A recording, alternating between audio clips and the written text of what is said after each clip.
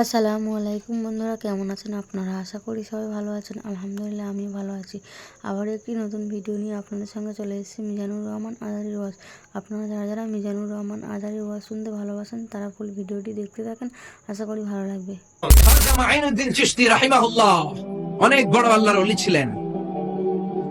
শুধু ওলি না, উনি মুজাহিদও ছিলেন। উনি বুখারা থেকে পড়াশোনা করে এখন আমরা পড়তে যাই মিশরের আল আজহার, পড়তে যাই মদিনাতুল মুনাওয়ারা আল জামিআ আল ইসলামিয়া বিল মদিনাতুল মুনাওয়ারাতে। তখন তারা পড়তে যেত বুখারাতে। তিনি বুখারাতে পড়াশোনা করেছেন। সেখান থেকে দাওয়াতি কাজের অংশ হিসেবে চলে এসেছেন হিন্দে, ইন্ডিয়াতে। আনা সাগর সাক্ষী, আনা সাগরের পাশে পৃথ্বীরাজের সিংহাসন। এই পৃথ্বীরাজ হিন্দু কট্টর বাদশার সাথে কোনো আপোষ তিনি করেন নাই। তার সিংহাসনকে লাথি মেরে তার বিরুদ্ধে তিনি জিহাদ করে ইন্ডিয়ার মতো হিন্দুস্তানে তিনি কালিমার পতাকা গেড়েছেন। চিল্লায়ে বলেন ঠিক কিনা? মাঈনুদ্দিন চিশতি রাহিমাহুল্লাহ, তার ব্যাপারে এই কথাগুলো নাই, আছে খালি তিনি জিকির করতেন। জায়নামাজ বিছাই দিলে উনি সাগর পার হয়ে যেতেন। শুধু এই কথাগুলোই পড়ে বেড়ায়। জোরে বলেন ঠিক কিনা? আবার আব্দুল কাদের জিলানী অনেক বড় মাপের আল্লাহর ওলি ছিলেন। ওনার নামের আগে দিয়ে আমরা গাউসে পাক লাগাই, এরকম আছে না নাই? গাউসে পাক তো উনি নন, উনি একজন আল্লাহর ওলি। গাউসে পাক একজন, তিনি কে? গাউস মানে সাহায্যকারী। গাউস মানে কি? কথা বলেন, গাউস মানে কি? আল গাউস আল আযম মানে মহান সাহায্যকারী, মহান দাতা তো একজন, তিনি কে? এজন্য খবরদার, আব্দুল কাদের জিলানী, জিলান নগরে তার জন্ম, তার নামের আগে গাউসে পাক বলা যাবে না। গাউসুল আজম, গাউসে পাক হলো একজন, তিনি কে? কেউ যেটা দিতে পারে না সেটা দিতে পারেন কে? এজন্য উনার নামের আগে এগুলো বলবেন না। উনার ব্যাপার কিছুই জানে না। উনি হাম্বলি মাযহাবের অনেক বড় ফকিহ ছিলেন, হাম্বলি মাযহাবের অনেক বড় আলেম ছিলেন। উনি নামাজে এইভাবে হাত বাঁধতেন, সবগুলো বিশ্বনবীর সুন্নাত। আমরা হানাফি হওয়ার কারণে আমরা এইভাবে বাঁধি, জোরে কোন ঠিক কিনা? মালিকিরা, শাফিঈরা এইভাবে বাঁধে, কোনো সমস্যা নাই। উনি হাম্বলি মাযহাবের বড় ফকিহ ছিলেন, অনেক বড় আলেম ছিলেন। উনিও ওনার সময়ের একজন প্রেসিডেন্ট ছিল মুফতাকির বিল্লাহ, তার বিরুদ্ধে উনি জিহাদ করেছেন। এই জিহাদের কথাগুলো নাই, শুধু ওনাদের নামে উল্টাপাল্টা কারামাত আর বানোয়াট গল্প বলে মাঠ জমায়, এরকম বক্তা আছে না নাই? এই জন্য যারা কোরআন থেকে বলবে আমরা তাদের কাছে যাব। আর রহমান আমাদেরকে শিক্ষা দেয়, বিপদে মুসিবতে চাইতে হবে রহমানের কাছে। জোরে বলেন কার কাছে? আল্লাহ ছাড়া কারো কাছে যাওয়া যাবে? গণকের কাছে যাওয়া যাবে? জ্যোতিষ বাবার কাছে যাওয়া যাবে? রাশিফল দেখে যারা কথা বলে এদের কাছে যাওয়া যাবে? যারা ভণ্ডামি করে এদের কাছে যাওয়া যাবে? গণকের কাছে যাওয়া যাবে না। বিশ্বনবী বলেছেন, খবরদার, হুমকি দিয়েছেন বিশ্বনবী, মান আতা আররাফান ফাসালাহু আন শাইইন লাম তুকবাল লাহু সালাতুহু 40 লাইলা। কেউ যদি কোনো গণকের কাছে যায়, যে যদি তারে কিছু জিজ্ঞেস করে, জিজ্ঞেস করার সাথে সাথে ওই ব্যক্তির 40 দিনের নামাজগুলো বাতিল করে দিবে কে? এজন্য গণকের কাছে যাবেন? গণক তো আপনারা কিছু করে দিতে পারে না, করতে পারে একজন, তিনি কে? জোরে বলেন তিনি কে? আবার অনেকে জ্যোতিষ বাবার কাছে যায়, আছে না নাই? রাশি দেখে কথা বলে। আপনি যাবেন, বলবে তুই ভাল্লুক রাশি। আপনার বিবি নিয়ে যাবেন, বলবে তোর বিবি বিলাই রাশি। আপনার বাচ্চাটা নিয়ে যাবেন, বলবেন তোর বাচ্চা ইন্দুর রাশি। আছে না নাই? এরকম উল্টা পাল্টা সব বলে, আসলে তারা কিছু বলতে পারে না। এক জ্যোতিষ বাবা আছেন লিটন দেওয়ান, বসুন্ধরাতে। আমি অনেক জায়গায় বলি তার কথা, আপনারা জানেন না? টিভিতেও বিজ্ঞপ্তি দেয়। বসুন্ধরাতে 3-4 মাস আগে শপিং কমপ্লেক্স পুরে সারখার হয়ে গেল। র্যাবের প্রধান সবার আগে যায় এটারে বাঁধছে। তুই বেটা জ্যোতিষ বাবা, বাংলার মানুষের ভাগ্য বলে দেশ, বসুন্ধরাতে তোর চেম্বার আগুন লাগছে, আগে বললি না কেন? তোর তো আগেই জানার কথা। চিল্লায়ে বলেন ঠিক কিনা? এজন্য জ্যোতিষদেরকে এরকম ধরে ধরে সাইজ করবে। গণকদের কাছে কিছু জানার জন্য নয়, সাইজ করার জন্য যাবেন। গণকের চেম্বারে যে 20 কেজি ওজনের এক থাপ্পড় মারবেন ডান গালে, পারবেন? থাপ্পড় খেয়ে যদি রেগে যায়, আপনি বলবেন তুমি তো গণক বাবা, ভবিষ্যতের কথা জানো, আজকে এসে যে আমি তোমার থাপ্পড় মারবো, তুমি তো আগেই জানার কথা, আমার দেখা তুই দৌড় দিলি না কেন? চিল্লায় বলেন না ঠিক কিনা? এইভাবে হেকমাতের সাথে গণক আর জ্যোতিষদেরকে ধুলাই দিলে বাংলার জমিনে কোনো গণক আর জ্যোতিষ আর ভণ্ডদেরকে খুঁজে পাওয়া যাবে না। চিল্লায় বলেন ঠিক কিনা? এরপরে অনেকে টিয়া পাখি রাখে, হাতের রেখা দেখে কথা বলতে চায়। খবরদার, এইগুলোই দামি কথা, এইগুলোই দামি ওয়াজ। মানুষগুলো আজকে মুশরিক হয়ে যাচ্ছে। ঘরে ঘরে ইসলামী শিক্ষা নাই, কোরআন নাই, হাদিস নাই, বিশ্বনবীর সহিহ সুন্নাহগুলো পালন নাই। একটু বিপদে পড়লে বাবার দরবারে যায়, জ্যোতিষ বাবার চেম্বারে যায়, দামি পাথর লাগায়, মনে করে পাথর ভালো করবে। পাথর তোমার কিছু করতে পারে না, করতে পারে একজন, তিনি কে? এজন্য খবরদার, হাতের রেখার মধ্যে কিছু নাই। অনেকে বলে হাতের রেখায় ভাগ্য লেখা থাকে, সে নাকি ভাগ্য বলে দিতে পারে, এটাও ভুয়া কথা। ভাগ্য লেখা থাকে লাউহে মাহফুজে। আপনার জন্মের গোটা বিশ্ব সৃষ্টির 50,000 বছর আগে আপনার ভাগ্য লিখে রেখেছেন কে? হাতের রেখায় কোনো ভাগ্য নাই। কারণ ভাগ্য তো তারও থাকে যার হাত নাই, হাত নাই পা নাই, এরকম বিকলাঙ্গ কিছু মানুষ আছে না নাই? অনেক মানুষ হাত ছাড়া জন্মায়, দেখবেন হাত বাঁকা, ডান হাত নাই, বা হাত নাই, এরকম বিকলাঙ্গ মানুষ আছে না নাই? তো যে লোকটার হাত নাই তারও তো ভাগ্য আছে নাকি ভাগ্য নাই? ভাগ্যের মালিক একজন, তিনি কে? আরো জোরে বলেন, তিনি কে? এরপরে খবরদার, মুসলমানেরা মাজার কেন্দ্রিক হয় না, মুসলমান হয় মসজিদ কেন্দ্রিক। মাজারে যাবেন জিয়ারতের জন্য, আপনার আব্বার কবরে যান জিয়ারতের জন্য, আম্মার কবরে যান জিয়ারতের জন্য। বিশ্বনবী বলেছেন, নাহাইতুকুম আন জিয়ারাতিল কুবুর আলআনা ফাজুরুহা ফাইন্নাহা তুযাক্কিরুল আখিরা। ইসলামের প্রাথমিক জামানায় কিছু স্পেশাল কারণে আমি কবর জিয়ারতে বাধা দিয়েছিলাম। বিশ্বনবী ইসলামের শেষ দিকে বলেছেন, তোমরা কবরে যাও, কবর জিয়ারত করো। কবর জিয়ারত করলে মৃত্যুর চিন্তা অন্তরে ঢুকিয়ে দেয় কে? এই যে আমরা বাড়ি বাড়ি করি, সম্পদ সম্পদ করি, টাকা টাকা করি, এই টাকার মালিক আমি নাই, বাড়ির মালিকও আমি না। জোরে বলেন ঠিক কিনা? হাজার টাকার মালিক, কোটি টাকার মালিক, দামি ফ্ল্যাটের মালিক, এটা কি আপনার আসল ঘর? জিজ্ঞেস করলেই তো বলেন আমার বাড়ি। যেই বাড়িতে আপনি থাকেন, যদি বলি কার বাড়ি, আপনি কোন আমার বাড়ি। তো এটা যদি আপনার বাড়ি হয়, আপনার আব্বা যখন এই বাড়িতে থাকতো উনি কি বলতো? আমার বাড়ি। আপনার দাদা যখন থাকতো উনি কি বলতো? আপনার দাদার দাদার দাদা যখন এই বাড়িটার মধ্যে থাকতো, লোকজন যখন জিজ্ঞেস করতো কার বাড়ি, উনি কি বলতো? আবার এটা যদি আপনার বাড়ি হয়, আপনি মরে গেলে আপনার ছেলে যখন এই বাড়িতে থাকবে, তারাও যখন জিজ্ঞেস করবে, সে কি বলবে? আপনার নাতির নাতির নাতি যখন এই বাড়ির মধ্যে থাকবে, তাকেও যখন জিজ্ঞেস করবে বাড়িটা কার বাড়ি, সে কি বলবে? পরের জায়গা পরের বাড়ি, ঘর বাঁধিয়ায় আমি রই, আমি তো সেই ঘরের মালিক নই। পরের জায়গা পরের বাড়ি, ঘর বাঁধিয়ায় আমি রই, আমি তো সেই ঘরের মালিক নই। পরের জায়গা পরের বাড়ি, এইটা তোমার ঘর নয়, আসল ঘর হলো কবরের ঘর। জোরে বলেন ঠিক কিনা? এজন্য বিশ্বনবী বললেন, নাহাইতুকুম আন জিয়ারাতিল কুবুর আলআনা ফাজুরুহা ফাইন্নাহা তুযাক্কিরুল আখিরা। ইসলামের প্রাথমিক যুগে আমি কবর জিয়ারতে বাধা দিয়েছিলাম, এখন কোনো বাধা নাই। এখন বেশি বেশি কবর জিয়ারত করো, কবরের চিন্তা, মরণের চিন্তা অন্তরে ঢুকিয়ে দিবে কে? এজন্য শুধু জিয়ারতের জন্য যাবেন, কিন্তু কবরে শুয়ে থাকা লোকটার কাছে কিছু চাওয়া যাবে নাকি? আল মাইয়িতু ফিল কবরি কাল গরিকু ফিল বাহরি। সাঁতার না জানা ব্যক্তি সাগরে পড়লে যেমন অসহায়, একজন মানুষ যখন মরে যায় কবরে গেলে সে তার চাইতেও বেশি অসহায়। কোন ঠিক কিনা? তার তো দেওয়ার কোনো ক্ষমতা নাই, তার তো করার কোনো ক্ষমতা নাই। ক্ষমতা যারা জীবিত আছে তাদের করেন ঠিক কিনা? তার কবরে দাঁড়িয়ে ফাতিহা পাঠ করে চোখের পানি ছেড়ে যদি আপনি দোয়া করেন, তার কবরের আযাব গুলো মাফ করে দিবে কে? এজন্য চাইতে হবে একজনের কাছে, তিনি কে? অনেক সময় আমাদের মাথায় প্রশ্ন জাগে, এই যে আল্লাহ আছে, কবে থেকে আসছে? কবে থেকে উনি? শুরুটা কবে? আল্লাহ বলে, আমি সূচনাহীন অতীত থেকে আছি।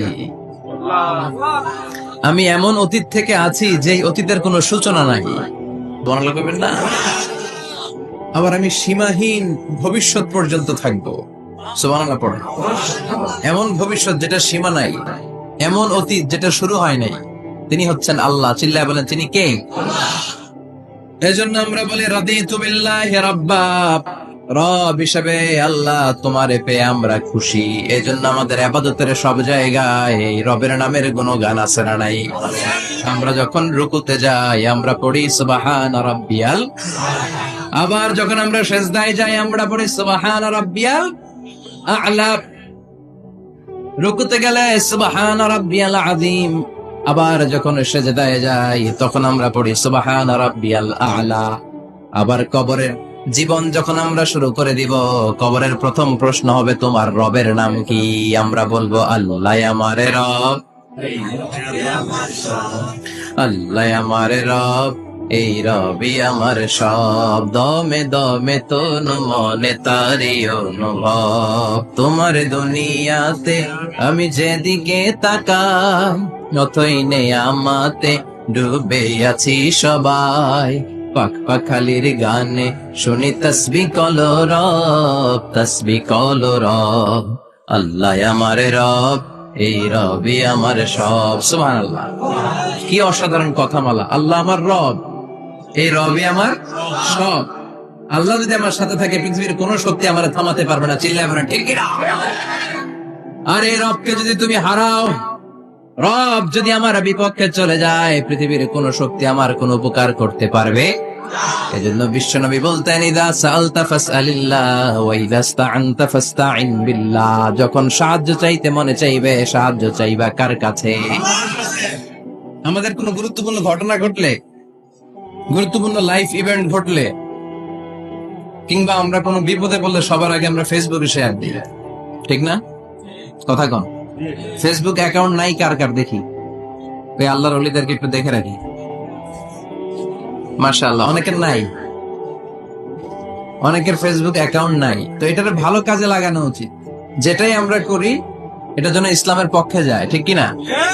মিন হুসনি ইসলামিল মারই তারকুহু মা লা ইয়ানিহি। ব্যক্তির ইসলামের সৌন্দর্য হচ্ছে যে অনর্থক কাজ ব্যক্তি করবে না। যে কাজে সওয়াব আছে, যে কাজে কল্যাণ আছে, ব্যক্তি শুধু ওই কাজটা করবে। চিৎকার করে বলেন ঠিক কিনা? অনর্থক কাজ করা ঠিক না, অনর্থক কথা বলা ঠিক না, অনর্থক সম্পদ নষ্ট করা ঠিক না, অনর্থক টাইম পাস করা ঠিক না। কারণ মুমিন জানে মা ইয়ালফিযু মিন কাওলিন ইল্লা লাদাইহি রাকীবুন আতীদ। মুমিনের জিহ্বা দিয়ে যা বের হয় তার প্রতিটি শব্দ পাই পাই করে হিসাব নিবে কে? আল্লাহ। আমাদের জীবনে অনর্থক কথা আছে না নাই? চায়ের দোকানে বসলে অপ্রয়োজনীয় আলাপ, নিজেরও কাজে লাগে না, ফ্যামিলিরও কাজে লাগে না, ইসলামেরও কাজে লাগে না, খালি খোসা খুঁজে ঠেলাঠেলি বাড়ায়। এরকম ডাকাত আছে না নাই? অপ্রয়োজনীয় কথা, অপ্রয়োজনীয় কাজও আছে না নাই এদেশে? দেদারসে মানুষ করে বেড়াচ্ছে অপ্রয়োজনীয় কাজ। হুজুরে পাইলে হাজার হাজার ছবি আছে না নাই? এটা অপ্রয়োজনীয় না? হজে গিয়েছিলাম, কমসে কম 10,000 ছবি তুলছে আমার সাথে হাজিরা। অপ্রয়োজনীয়, প্রয়োজন নাই। এসেছে ইবাদত করতে, হুজুর একটা সেলফি। ইয়াং ছেলেপেলারা সেলফি তোলে বেশ, আর বুঝলাম না আঙ্গুল দুটার এরকম করে রাখ। আমি বললাম এটা কি? হুজুর ইটস গ্যাংনাম স্টাইল। এটা কি? Gangnam style. এরকম বাঁকা করে থাকবে আর এরকম যেটা ছবি তুলবে। এগুলো অনর্থক। মুমিন ওই কাজ করবে যে কাজটা constructive, fruitful for him, for his family and for the society। যেটা তার নিজের কাজে আসবে, যেটা তার ফ্যামিলির কাজে আসবে, যেটা সমাজের কাজে আসবে। এই কাজগুলো করার দরকার আছে না নাই? আমার দেশের যুবক ছেলেগুলো অপ্রয়োজনীয় কোনো কারণ নাই এই সমস্ত কাজে ঝগড়া বিবাদে আলাপে লিপ্ত থাকার কারণে তাদের যে ইনোভেটিভ পাওয়ার আল্লাহ তাআলা দিয়েছেন এটাকে তারা কাজে লাগাতে পারেন না। আমাদের দেশের যুবকদের কিন্তু অনেক ম্যারিট। তারা যখন পৃথিবীর বিভিন্ন দেশের ইউনিভার্সিটি গুলোতে পড়ে তারা র্যাঙ্কিং এ 1 নম্বরে আসে একেবারে। আমি যে ইউনিভার্সিটিতে পড়ি, ইন্টারন্যাশনাল ইসলামিক ইউনিভার্সিটি মালয়েশিয়া, ওখানে বাংলাদেশিদের ফলাফল রেজাল্ট সবচেয়ে ভালো। হার্ভার্ডে যান, ক্যামব্রিজে যান, অক্সফোর্ডে যান, যেখানেই যাবেন বাংলাদেশিদের ফলাফল অনেক ভালো। তো তারা সেখানে অপ্রয়োজনীয় কাজে তাদের সময়কে নষ্ট করে না। এজন্য যুবক ভাইয়েরা, তোমাদের আছে প্রাণ ঢালা উচ্ছ্বাস, অনেক শক্তি তোমাদের গায়ে। এখন তোমাদের রক্ত গরম, তোমাদের এই গরম রক্ত ইসলামের কল্যাণে কাজে লাগাইতে হবে। শুধু সেলফি তুইলা সময় নষ্ট করা যাবে না। চিল্লায় বলো ঠিক কিনা? কিছুদিন আগে আমি দেখলাম মানবতার দেয়াল। কিসের দেয়াল? কিছু ছেলে পেলে new idea, what an idea, new idea বের করেছে যে এটার নাম মানবতার দেয়াল। খুব সম্ভবত মসজিদের এক ওয়ালের মধ্যে তারা লিখেছে মানবতার দেয়াল, আর কিছু হ্যাঙ্গার টানিয়ে রেখেছে, আর বলেছে যেটা অপ্রয়োজনীয় রেখে যান, আর যেটা আপনার লাগবে নিয়ে যান। এই যে শীত, প্রচন্ড শীতে অনেকের জ্যাকেট নাই, আমাদের কয়েকটা করে জ্যাকেট, জাম্পার, সোয়েটার, চাদর, মাফলার, অনেকের একটাও নাই। আছে না নাই? তারা দেয়ালের নাম দিয়েছে মানবতার দেয়াল। এখানে আপনার অতিরিক্ত পুরান জ্যাকেট থাকলে রেখে যান। তো অনেকে পুরান জ্যাকেট, মাফলার, চাদর ওখানে ঝুলিয়ে রেখে গিয়েছে। আবার লিখে দিয়েছে যার লাগবে তিনি নিয়ে যান। যার মাফলার নাই, যার জ্যাকেট নাই, চাদর নাই, তারা এসে নিয়ে যাচ্ছে। এটা একটা সুন্দর আইডিয়া না? তো চায়ের দোকানে ছেলে পেলেগুলো যদি মারামারি করতো, অপরাজনীতি করতো, গুতাগুতি করতো, কিলাকিলি করতো, তাহলে মাথা থেকে এই আইডিয়া গুলো বেরোতো? কথা বলেন। Human capacity is amazing. কি পরিমাণে আল্লাহ তাআলা যে আমাদেরকে ক্যাপাসিটি দিয়েছে, আমাদেরকে যে কত প্রিভিলেজ আল্লাহ তাআলা আমাদেরকে দিয়েছে আমরা জানিই না। আমরা আমাদের দেহে কত শক্তি, সম্ভাবনা নিয়ে যে ঘুরে বেড়াই আমরা অনুধাবন করি না। এজন্য সময়গুলোর কাজে লাগাও।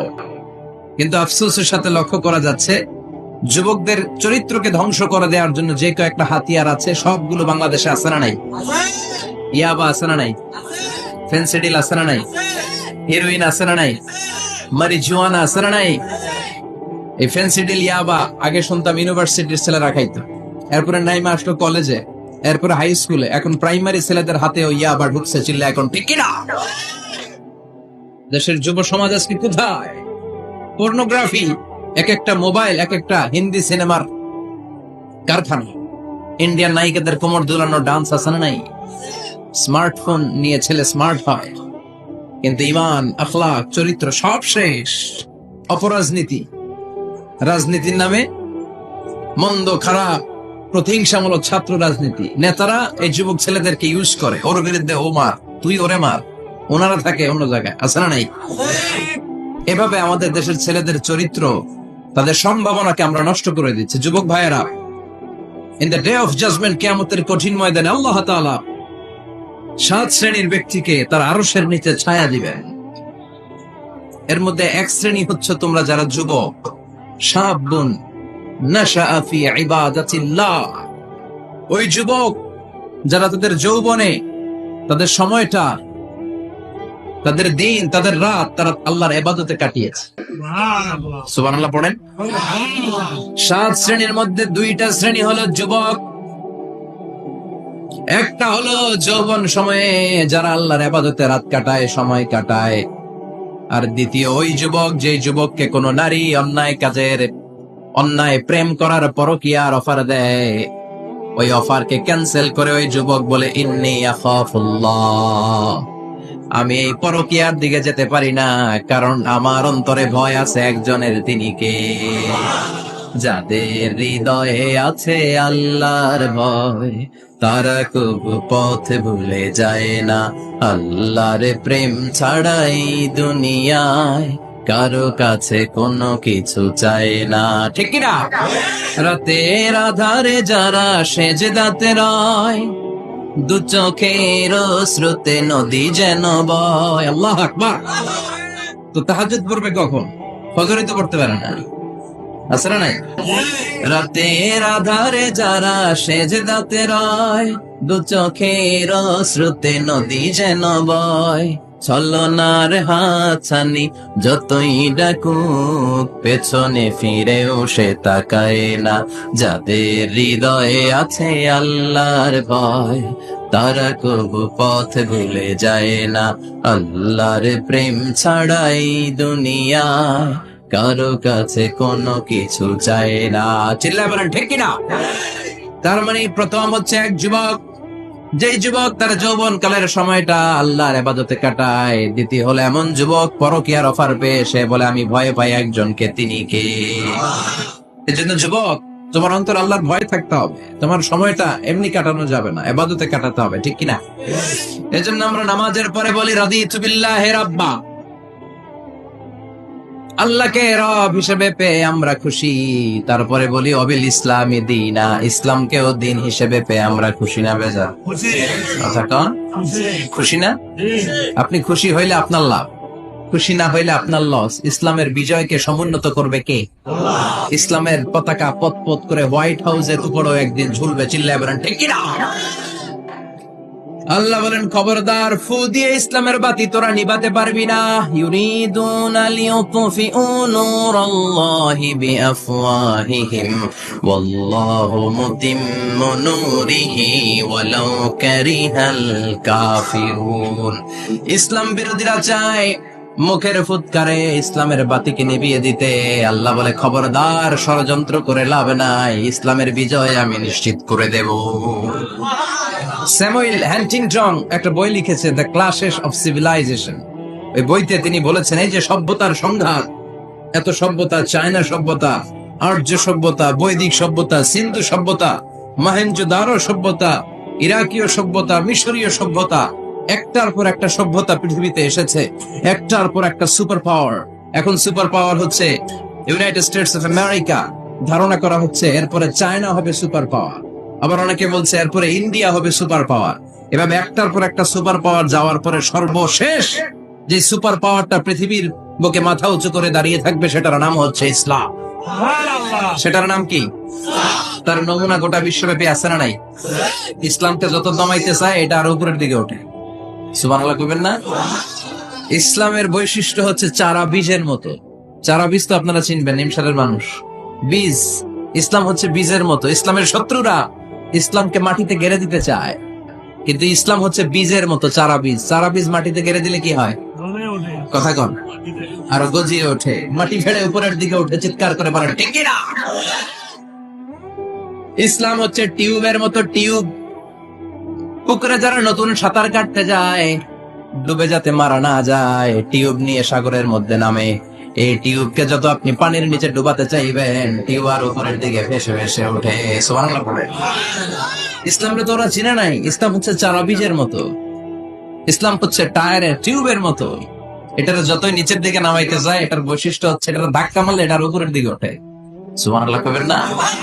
গোটা বিশ্বব্যাপী আজকে ইসলামের গণজোয়ার, হাজার হাজার লোক কালিমা পড়ে মুসলমান হচ্ছে। গত কিছুদিন আগে আফ্রিকাতে এক লোক এক গ্রামের কয়েক হাজার মানুষকে এক ময়দানে দাঁড় করিয়ে একসাথে শাহাদাতের বাণী পাঠ করিয়ে মুসলমান বানায় ফেলছে। এই আফ্রিকার বুকে এতদিন আমেরিকার কাজ ছিল, এটারে বলে Tansir, Christian missionary. Lakh lakh dollar দিয়ে আফ্রিকার দেশগুলোর মধ্যে গরিব গরিব মুসলমান গুলোরে তারা নাসারা বানাতো। এই বিষয়টা যখন মুসলিম স্কলারদের নজরে এলো, এখন গোটা বিশ্বের সব মুসলিম স্কলাররা আফ্রিকায় যে ইসলামের দাওয়াতকে প্রচার করে দিচ্ছে। গ্রামকে গ্রাম খ্রিস্টান সম্প্রদায় লা ইলাহা ইল্লাল্লাহ মুহাম্মাদুর রাসূলুল্লাহ। ঝিনুকের ভেতর লুকিয়ে থাকে যেমন মতি, ঝিনুকের ভেতর লুকিয়ে থাকে যেমন মতি, কালমা শাহাদাতে আছে আল্লাহর জ্যোতি, কালমা শাহাদাতে আছে আল্লাহর জ্যোতি। পড়েন সবাই। ঝিনুকের ভেতর লুকিয়ে থাকে যেমন মতি, ঝিনুকের ভেতর লুকিয়ে থাকে যেমন মতি, কালমা শাহাদাতে আছে আল্লাহর জ্যোতি, কালমা শাহাদাতে আছে আল্লাহর জ্যোতি। ঠিক কিনা? এই জ্যোতি যদি একবার কারো হৃদয়ের মধ্যে স্থান করে নেয়, এই নুরানি আলোর ছোটা যদি কারো হৃদয়ের মধ্যে জায়গা দখল করে নেয়, পৃথিবীর কোন মতাদর্শ তার অন্তরের মধ্যে আর থাকতে পারে? গ্রামকে গ্রাম আফ্রিকাতে এখন কালিমা পড়ে পড়ে মানুষ মুসলমান হয়ে যাচ্ছে। সুবহানাল্লাহ। একদিন আমেরিকার হোয়াইট হাউসের উপরেও কালিমার লা ইলাহা ইল্লাল্লাহর পতাকা পতপত করে উড়বে। চিল্লায় বলেন ঠিক কিনা? এজন্য আমরা বলি ওয়াবিল ইসলামি দীনা, ইসলামকে ধর্ম হিসেবে পেয়ে আমরা খুশি না বেজার? ইউরোপ আমেরিকাতে মসজিদের সংখ্যা বাড়ছে, দাওয়াতি কাজের সংখ্যা বাড়ছে। এমনকি হার্ভার্ড ইউনিভার্সিটিতে, অক্সফোর্ডে, ক্যামব্রিজের ভেতরে, MIT, Massachusetts institute of technology, সায়েন্সে যারা পড়ে এদের স্বপ্ন MIT-র ভিতরে ইসলাম ঢুকে গেছে। এজন্য ইসলামের আলোকে কেউ নিভিয়ে দিতে পারবে? ইসলামের গতিকে কেউ থামিয়ে দিতে পারবে? এটা অসম্ভব। এজন্য ইসলামের বিজয় সুনিশ্চিত। আমরা যারা লেগে থাকতে পারবো, আমাদের কপালকে উজালা করে দিবে কে? আর বিরোধিতা যারা করবো তাদের সব শেষ, দুনিয়াও শেষ, আখিরাতও আমও শেষ, সালাও। এজন্য আমরা বলি রাদিতু বিল্লাহি রাব্বা, আল্লাহ তোমার রব হিসেবে পেয়ে আমরা বড্ড খুশি। ওয়াবিল ইসলামি দীনা, ইসলামকে ধর্ম হিসেবে পেয়ে আমরা খুশি। ওয়াবি মুহাম্মাদিন রাসূলা, বিশ্ব নবীকে রাসূল হিসেবে পেয়েও আমরা খুশি না বেজার? এমন রাসূল, গোটা বিশ্বের শ্রেষ্ঠতম রাসূল, শ্রেষ্ঠতম ব্যক্তিত্ব, যার কাছ থেকে পজিটিভ কোন জিনিস ছাড়া নেগেটিভ কোন জিনিস প্রকাশিত হয় না। সব ইতিবাচক, always come back positive, not go back negative. সব সময় পজিটিভ বলতেন, পজিটিভ ভাবতেন, পজিটিভ কাজ করতেন। কোন নেগেটিভ, নেতিবাচক কোন কিছু বিশ্বনবীর জীবনে খুঁজে পাওয়া যায়? চিল্লায় বলেন, খুঁজে পাওয়া যায়? As a father, as a husband, as a commander, as a lawyer, as a reformer of the society, Muhammad is the superman of the world. গোটা বিশ্ব এখন তাকে সুপারম্যান ভাবতেছে, boss, boss of the all bosses. পৃথিবীতে যত বস এসেছে, সব বসের সবচেয়ে বড় বস হচ্ছে বিশ্বনবী মুহাম্মদ সাল্লাল্লাহু আলাইহি ওয়াসাল্লাম। এজন্য আমরা বলি নবী মুহাম্মাদিন রাসূলা। আল্লাহকে রব হিসেবে পেয়ে আমরা যেমন খুশি, ইসলামকে ধর্ম হিসেবে পেয়ে তেমন খুশি। বিশ্ব নবীকেও রাসূল হিসেবে পেয়ে খুশি না বেজার? কথা কর। এই বিশ্ব নবীর ভালোবাসা যদি অন্তরে না থাকে, জান্নাতে ঢোকা যাবে নাকি? আল্লাহর ভালোবাসা, বিশ্বনবীর ভালোবাসা অন্তরে থাকার দরকার আছে না নাই? আল্লাহকে যে পাইতে চায় হযরত কে ভালোবেসে, আরশ কুরসি লৌহ কালাম না চাইতে পেয়েছে সে। হযরত কে ভালোবেসে, আরশ কুরসি লৌহ কালাম না চাইতে পেয়েছে সে। চিল্লায় বলেন ঠিক কিনা? নবীর ভালোবাসা অন্তরে থাকতে হবে। তাহলে তিনটা জিনিসের ঘোষণা আমরা দেই নামাজের পর। আল্লাহকে রব হিসেবে পেয়ে আমরা খুশি, ইসলামকে ধর্ম হিসেবে পেয়ে খুশি, বিশ্বনবীকে রাসূল হিসেবে পেয়ে খুশি, আবার এই কিতাবটারে সংবিধান হিসেবে পেয়ে আমরা খুশি না বেজার? এটার আলোকে আমাদের সমাজ প্রতিষ্ঠিত হোক, মদিনার সমাজ হোক, সোনালী সমাজ হোক, আলোকিত সমাজ হোক, আমরা চাই কি চাই না? এই কোরআনের আইন দিয়ে আমার দেশ চলুক, আমরা চাই কি চাই না? এই কোরআনে ধর্ষকদের বিচার আছে না নাই? অবিবাহিত ধর্ষক হলে 80 ব্যাট, 100 ব্যাট, আর যদি বিবাহিত ধর্ষক হয় ডেথ পেনাল্টি। সৌদিতে করে হেড অফ, মাথাটাকে নুইয়ে তলোয়ার দিয়ে এক কোপ মেরে গর্দানটা আলাদা করে দেয়, ঠিক কিনা? অনেক দেশে ডেথ পেনাল্টি করে হ্যাঙ্গিং এর মাধ্যমে, ফাঁসির মাধ্যমে। দর্শনের বিচার বাংলাদেশে সহজে পাওয়া যায় না, কিন্তু কোরআন দিয়ে বিচার করলে ওই বিচার আছে না নাই? নোয়াখালীর এক বোনকে দর্শন করা হয়েছে, গোটা বাংলার জামিনে এই নিউজটা আছে না নাই? কোরআনের বিচার থাকলে আলটিমেটার মতো 24 ঘন্টা, 24 আওয়ার্স, 24 আওয়ার্স এর মধ্যে ধর্ষককে ডেকে এনে বাইতুল মোকাররমের স্কয়ারের সামনে লক্ষ মানুষের চোখের সামনে ফাঁসির রশিতে ঝুলিয়ে দেয়া হতো। বড় বড় চোরগুলোর হাত কেটে দেয়া হতো। কলা চোর, ডিম চোর, মুরগি চোর না, বড় বড় সাইজের চুরি যারা করে 1000 কোটি টাকা মেরে দেয়, দেশের 12টা বাজিয়ে দেয়, দেশের 10-এর সর্বনাশ করে, সিমেন্ট খাইয়া, টিন খাইয়া, রড খাইয়া সব হজম করে। ব্রিজ ভেঙে গেলে ব্রিজের ভেতরে পাওয়া যায় বাঁশ, তার মানে রড গেছে কই? হ্যাঁ, পেটে। এগুলোর এক একটার পেটে 10টা করে পাকস তুলে দিছে আল্লাহ। 10টা স্টোমাক না থাকলে রড হজম হয়? কথা কয়নি? এগুলোর বিচার হওয়ার দরকার আছে না নেই? কোরআনের রাজ যদি কায়েম হয়, এই সবগুলো বড় বড় চোরের বিচার হবে, লাইভ ব্রডকাস্টিং হবে টিভিতে, আমরা সবাই দেখবো কেমন করে তাদের হাত কাটা হয়। ওই সমাজ আমাদের দেশে চালু হোক, আমরা চাই কি চাই না? তাহলে সোজা সবটা হিসাব, এই 4টা জিনিসের বিরুদ্ধে কেউ অবস্থান নিলে তাদের বিরুদ্ধে আমাদের অবস্থান, জোরে কোন ঠিক কিনা? আর এই 4টা জিনিসের পক্ষে যারা কথা বলবে তাদের জন্য আমাদের অন্তরে দোয়া আছে না নাই? এক হচ্ছে আমার রব, 2 হলো আমার ইসলাম, 3 হলো আমার পেয়ারা নবী, 4 হলো আমাদের আল্লাহর দেয়া সংবিধান কোরআন। এই 4টা জিনিসের বিরুদ্ধে কথা বললে খবর আছে না নাই? এই 4টা জিনিসের বিরুদ্ধে কথা বলা হবে। মুসলমানদের দেশে এই 4টা জিনিসকে কটূক্তি করা হবে, অপমান করা হবে, আর এর বিরুদ্ধে প্রতিবাদ আসবে না। মুমিন চুপ করে বসে থাকবে, সেটা মুমিন নয়, সেটা মুনাফিক। চিল্লায় বলেন ঠিক কিনা? এজন্য এই 4টা জিনিসের বিরুদ্ধে কথা বললে প্রতিবাদের ঝড় তোলার দরকার আছে না নাই? রাজি আছো মুসলমান? দুই হাত উঁচু করে আল্লাহর দেখা। আল্লাহ আমাদের স্লোগানকে কবুল করো। এই 4টা জিনিসের জন্য ভালোবাসা আমাদের অন্তরে তুমি স্থান করে দাও। এগুলোকে পুঁজি করে যেন আমরা জান্নাতের অধিকারী হতে পারি, তুমি তৌফিক দাও। আর জোরে পারেন আমিন। আজকে আমরা যে বইটা থেকে কথা শুনবো, বইটার নাম কি বলেন? আরো জোরে বলেন, কি নাম? আজকে আমরা জানার নিয়তে, শিখার নিয়তে, আমাদের আখিরাতটাকে সুন্দর করার নিয়তে কোরআন থেকে কিছু কথা শুনবো, ইনশাআল্লাহ। পড়েন, আরো জোরে পড়েন, ইনশাআল্লাহ। আমাদের সবকিছু হয়ে যাচ্ছে শো অফ, মাহফিল হয়ে যাচ্ছে শো অফ, আলোচনাগুলো হয়ে যাচ্ছে শো অফ, লোক দেখানো ভাব।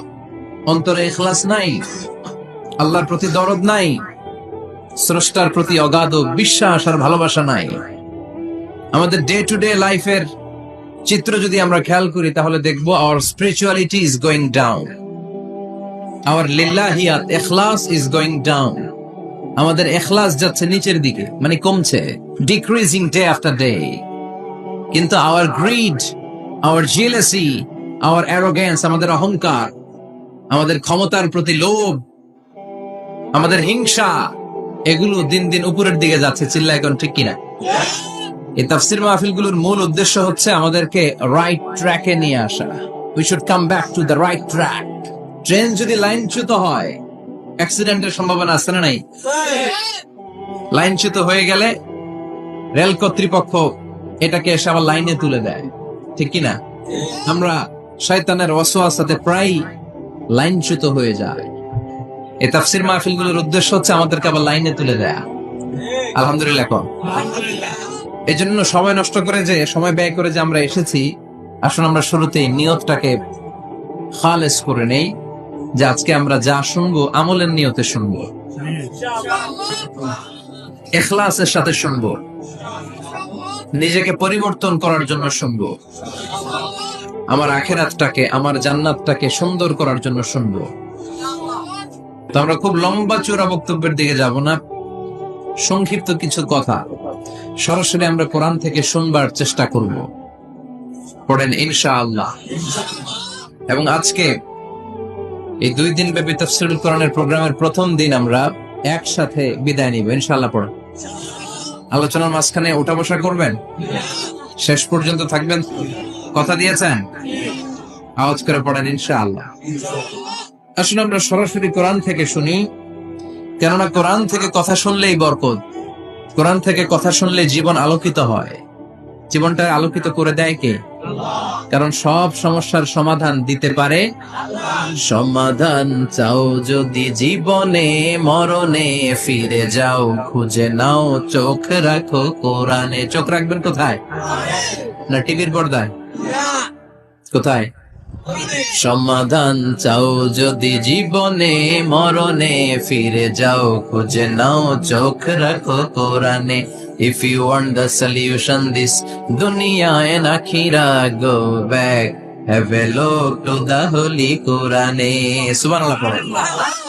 সমাধান চান তো go back, sit down and have a look to the Quran. আপনার জীবনের সব সমস্যার সমাধান কোরআনের ভিতরে আছে না নাই? সেই কোরআন থেকে আমরা কথা শুনবো। ভিডিওটি ভালো লাগলে একটি লাইক, কমেন্ট ও শেয়ার করে পাশে থাকবেন বন্ধুরা।